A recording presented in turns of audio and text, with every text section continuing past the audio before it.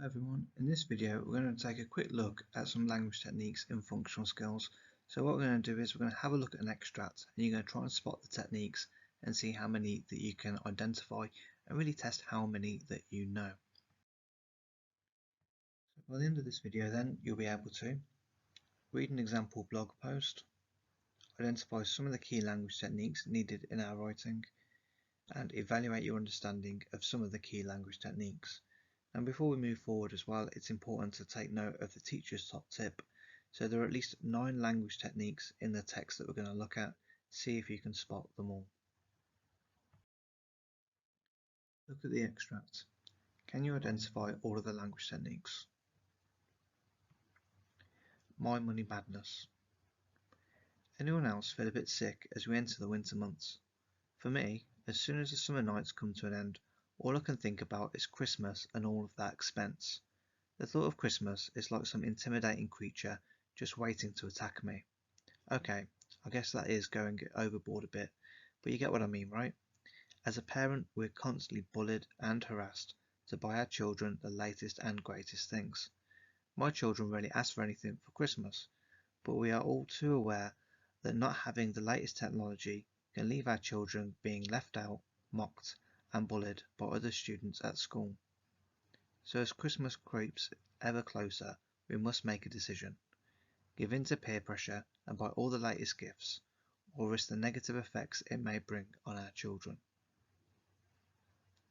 Now if you want to pause it here and go through it at your own time and try and identify those techniques, that's fine, please feel free to do so.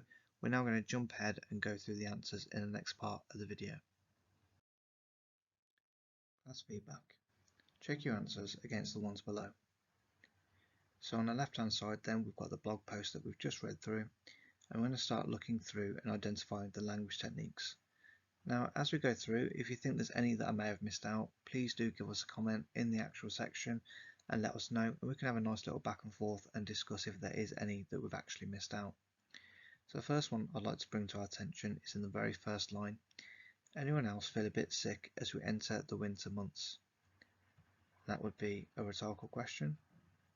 For number 2, we've got Christmas is like some intimidating creature just waiting to attack me, and that would be a simile. Next we have but you get what I mean, right? Which again is another rhetorical question. Then we have bullied and harassed, which are examples of emotive language. For number 5, we've got latest and greatest, which is superlative adjectives. Number 6, being left out, mocked and bullied, is a triplet or a group of 3. Number 7, Christmas creeps, is alliteration. And then you got Christmas creeps ever closer is an example of personification. And then number 9, our last one, we've got this word must, which is a really good word to use in our writing if you're trying to have a commanding tone. And we have imperative or bossy verbs. Now if you're not too sure about what these mean, we're going to look at them a little bit closer in the next section, so do check it out. Language techniques. Look at the definitions below and work out what techniques they're describing. So the first one then says a question that doesn't require a verbal response. Next we have 3 words or phrases towards a common goal. Then we've got describing something non-living with human characteristics. We have verbs that have a commanding tone. Using like or as to make a comparison. Using words or phrases to get an emotional reaction. Repeating the same letter 2 or more times. And finally, adjectives that describe the highest or lowest state of something. Again, if you want to pause the video here and go through it at your own time, please feel free to do so. We're now going to jump ahead and go through the answers in the next part. Class feedback. Check your understanding against the completed table. So as you can see here on the left hand side we have our language techniques, on the right hand side are the definitions that match up to them. So for number 1, rhetorical question, this is a question that doesn't require a verbal response. Number 2 is a simile, so using like or as to make a comparison. Number 3 is emotive language, using words or phrases that get an emotional reaction. Number 4 is adjectives that describe the highest or lowest state of something.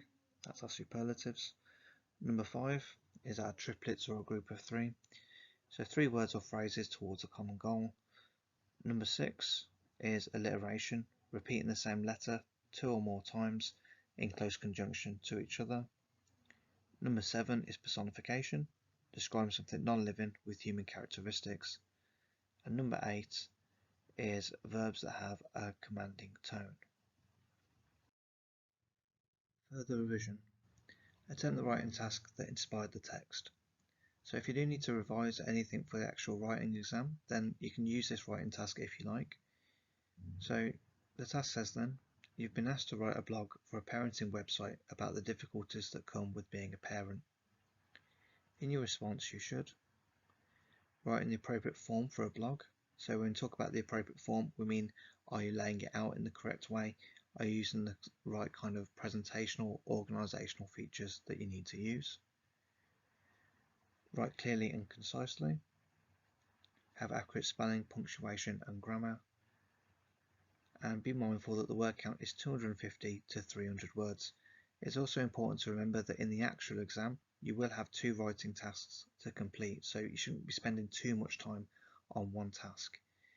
Now, if you need any additional support, you can always join our membership to have access to marking, feedback and general support throughout your studies. It can be quite difficult, especially if you're not getting that feedback from your main teacher. So if you need any help or support, do consider joining our membership. Now, in terms of our next lesson, we're going to be going over the following things.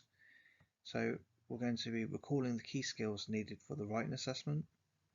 We're going to understand how to approach a blog. So if you need more support with that writing task, please do check it out. And we're going to apply your understanding to attempt an exam style question. If you like these kind of tasks, if you find it quite useful to have those kind of situations where you have a text and you need to identify the language techniques within it, do let us know, give us a comment, and we'll try and create more things that will help you and support you as you go through your functional skills English course. If you need any additional support, then new videos will be added each week. Alternatively, you can leave us a comment below or visit our partner channel, Bookworm Teaching, for more lessons and guidance on all things English. Again, if you haven't done so already, please do consider checking out our membership. Make sure you like and subscribe. The higher you get within the membership, the more support we can offer you. It can be quite difficult as well, especially if you're thinking about transitioning from functional skills to GCSE. All the best with your work and revision, guys, and thank you ever so much for watching this far. Thank you, bye bye.